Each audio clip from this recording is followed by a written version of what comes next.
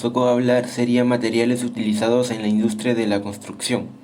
Empezaremos con materiales metálicos. El aluminio es un metal no ferroso abundante en la corteza terrestre, ya que constituye aproximadamente un 7,5% de su peso. En estado natural se encuentra en muchos silicatos.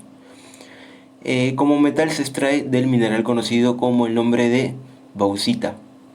Las propiedades físicas del aluminio serían el color, la densidad, la conductividad eléctrica, conductividad térmica, reflectividad, resistencia a la corrosión, toxicidad, apariencia.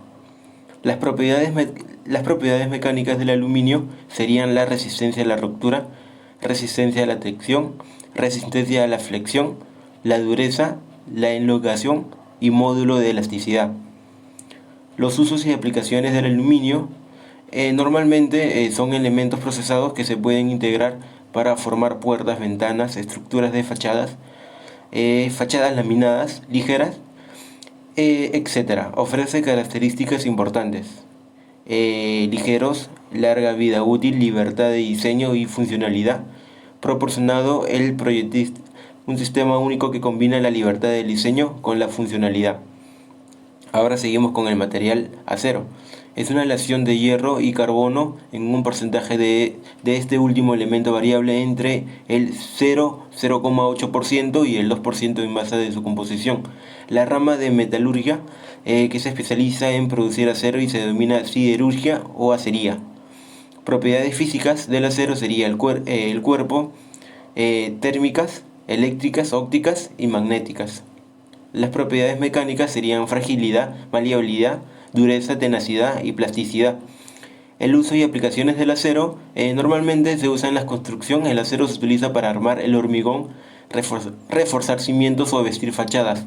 También se utilizan para fabricar elementos auxiliares como andamios de acero o como los de Thermistor.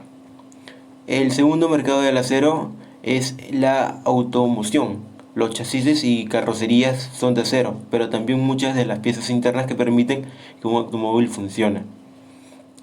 El suelo como material de construcción.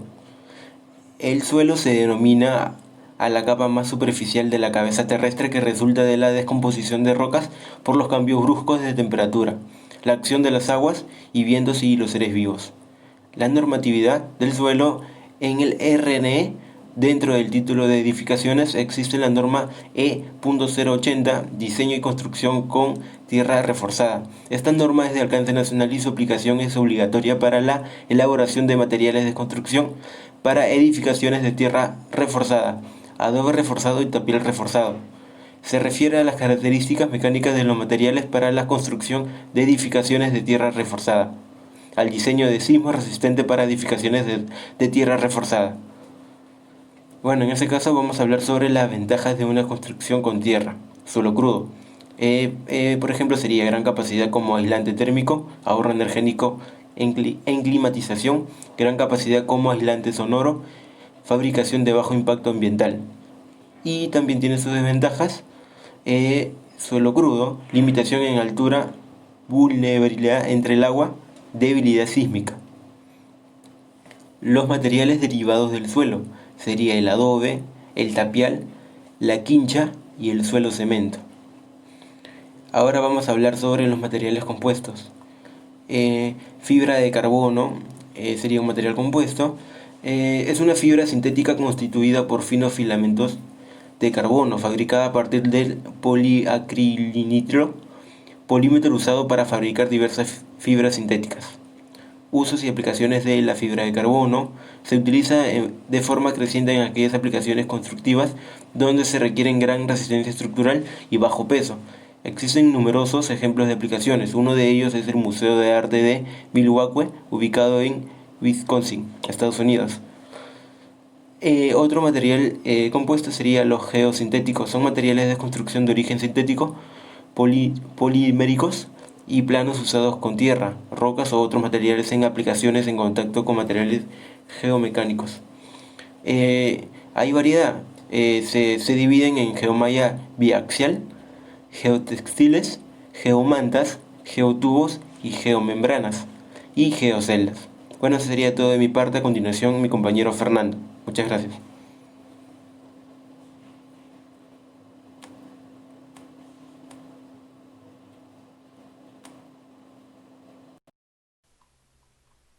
Bueno, comenzar hablando sobre materiales aglomerantes. Los materiales aglomerantes son productos en polvo que cuando se ponen al aire o al agua sufren una transformación química de hidratación, el cual produce un endurecimiento. Entre los materiales aglomerantes encontramos lo que es el cemento, la cal y el yeso.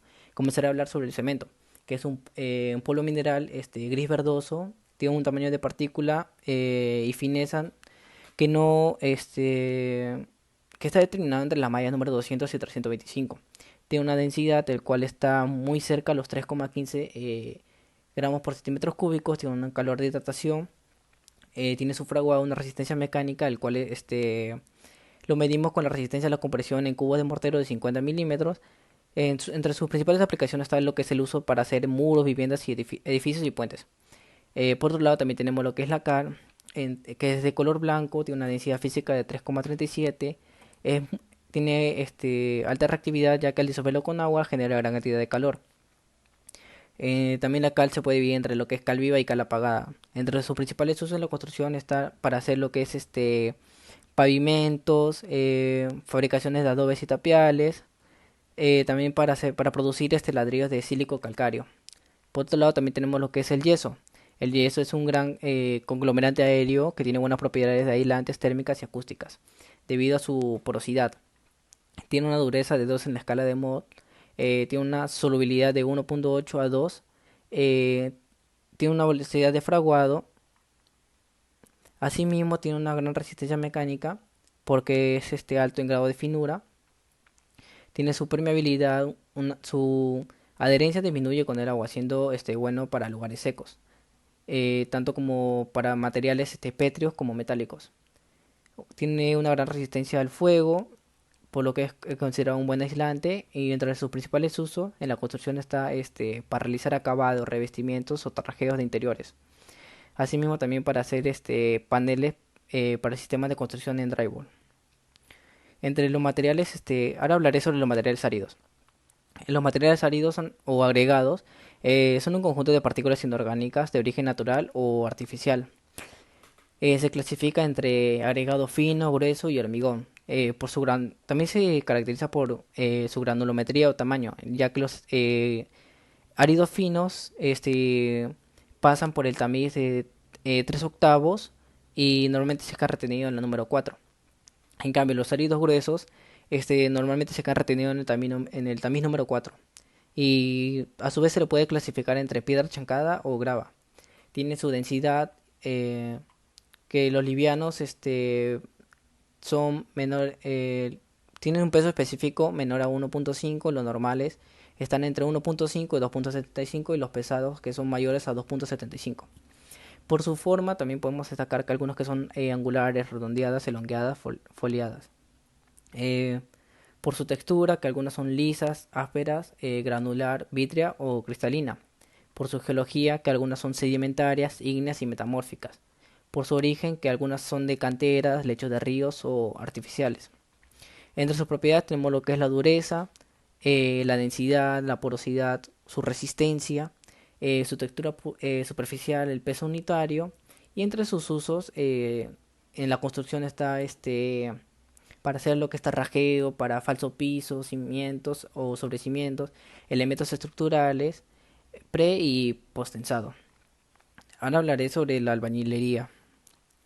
En la albañilería, entre sus propiedades mecánicas, está lo que es la resistencia a la compresión, el cual se calcula una función a sus componentes, la resistencia al corte, resistencia a la flexión. Entre sus propiedades físicas está la que es la variación dimensional, el alabio, la absorción, la succión, la mampostería reforzada, mampostería simple o para muros confinados, ya que la mampostería reforzada es una estructura por piezas de mampostería en vertical, unidades por mortero y están reforzadas internamente por barras y alambres de acero. La mampostería simple son estructuras de piezas de mampostería que están perforadas verticalmente. Y lo que son muros confinados son estructuras que están formadas por piezas que están, o sea, que están reforzadas de una manera principal con elementos de concreto armado. Su uso en la estructura son para hacer muros, viviendas y edificios. Muchas gracias. Buenas tardes con todos. Continuando la exposición, vamos a hablar de la madera. Como sabemos, es uno de los materiales más antiguos y más usados debido a sus características físicas y sus propiedades mecánicas, ¿no? Como es la anisotropía, que es según el corte que nosotros hagamos, nos va a presentar características diferentes. En la higroscopicidad, que es la capacidad de este material, o sea, en este caso la madera, de poder absorber la humedad. Esto va a depender también del tipo y su punto de saturación de la madera. La densidad. Esto nos indica que mientras más leñoso sea la madera, más compacto. Más compacto va a ser y entre sus fibras va a haber menor espacio libre. Esto va a adquirir que el material pese más y sea más resistente. La dureza y la flexión es la resistencia al rayado, al corte, al, al clavado, a las rayaduras, entre otras. Y la flexión es la capacidad del material de poder distorsionarse y volver a su forma original.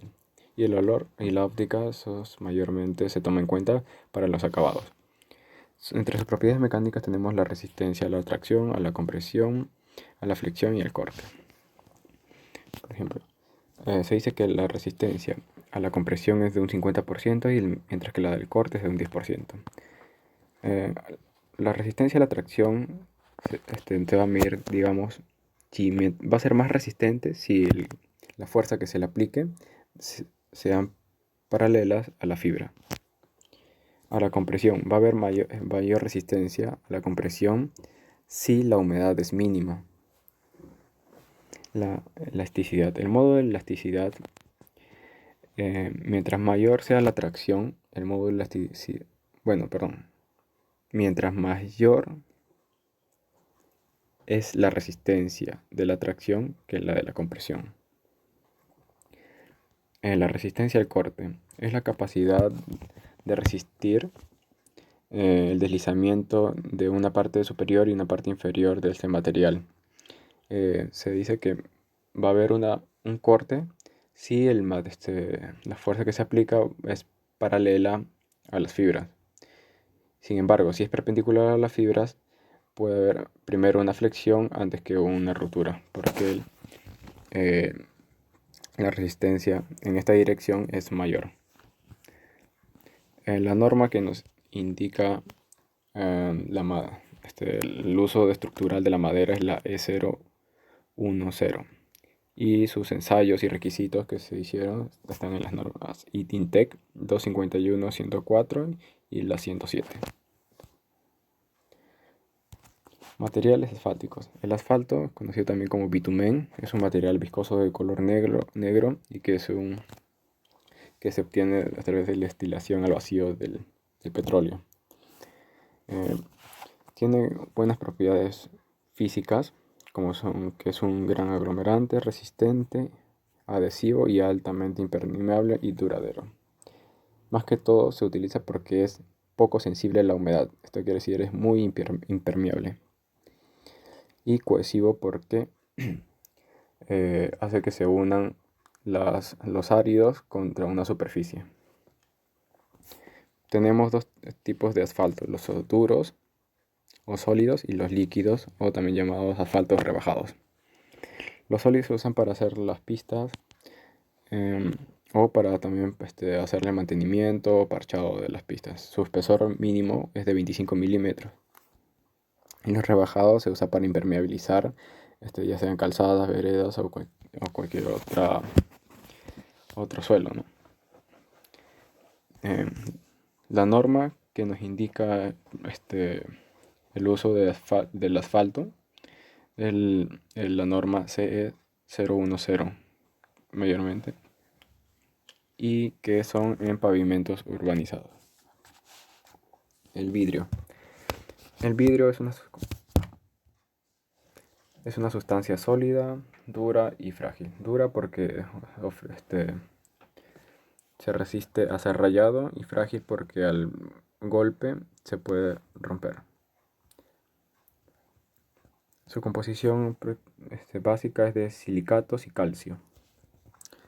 Es un material muy usado en la actualidad porque nos ofrece una gran luminosidad en los ambientes, protección del local y las personas, como son, por ejemplo, según los tipos, ¿no?, del vidrio, que es el templado y el laminado. En el templado, este vidrio se recalienta y ya no se hace que se fragmenten en formas puntiagudas, sino en forma de granizado, y evita el daño a las personas. Y el laminado es una película entre dos capas de vidrio de PVC que hace que este vidrio no se fragmente, sino se rompa, pero no se desprenda. Por ejemplo, también tenemos los vidrios que se usan para el control de ruidos, como son los acústicos, control del calor también, que son los térmicos o también los derivados de los térmicos acústicos. Y a la radiación del sol, ya que estos vidrios no permiten el paso también de la radiación ultravioleta. Y la comunicación entre exterior y el interior, ¿no? Por ejemplo, como los que se usan en los estudios audiovisuales. Y la función estética, como tenemos los vidrios pulidos, grabados, decorativos o vitrales, que son de colores, con diseño y entre otros, ¿no?